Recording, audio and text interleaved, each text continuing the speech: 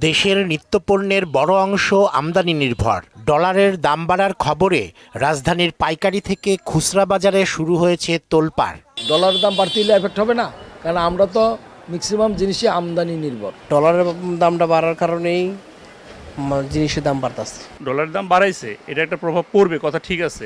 এতে নতুন করে জিনিসপত্রের দাম বেড়ে মানুষের কষ্ট বাড়বে বলে মনে করছেন সংশ্লিষ্টরা। হঠাৎ করে 60 টাকা $1 বাড়াই দিছে, এখন তো সব যে আমদানিকারক যারা সবাই তো আবার জিনিসপত্রের দাম বাড়াই দিবে। চিনির দাম বাড়বো, ডালের দাম বাড়বো, কই যে ডলার দিয়ে কিনে আনবো। চালের বাজারে নেই বড় সুখবর, অনেকটাই উচ্চমূল্যে স্থিতিশীল চালের দাম। শুধু জিরা মিনিকেট ও 28-29 চালের মৌসুম হওয়ায় দাম সামান্য কমেছে। 1 টাকা কম, কিছু আবার 1.5 টাকা কম, ওরকম ভাবে কমে নাই।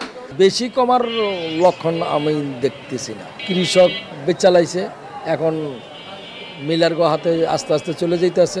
মিলার হাতে গেলেই এটারে আবার ঊর্ধ্বমুখীর চান্স থাকে। তেল, চিনি, আটা, ডাল আগের মতোই বাড়তি দামে বিক্রি হচ্ছে। আর সামনে কোরবানি ঈদ হওয়ায় এখন থেকেই চড়া মশলার বাজার। মশলা দাম এবার অনেক বাড়তি, জিরা এলাচি অনেক বাড়তি দাম। গরুর মাংস 750 থেকে 800 টাকা কেজি, খাসি 1100 থেকে 1150 টাকা, সোনালী 380, ব্রয়লার 210 ও দেশি মুরগি 680 টাকা কেজি। আর রোজারিদের পরে ডজনে ডিমের দাম বেড়েছে 20 টাকা।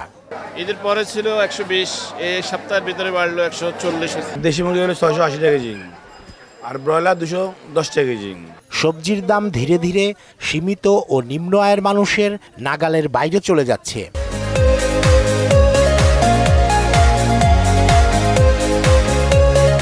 মাছ কেনার সামর্থ্য নেই অনেকের। রুই মাছ বলেন, কাতলা মাছ বলেন, তো দেখি চোখে, কিন্তু কেনার সামর্থ্য নাই। মাছের আমদানি কম, এর লেগে দাম একটু বাড়তো।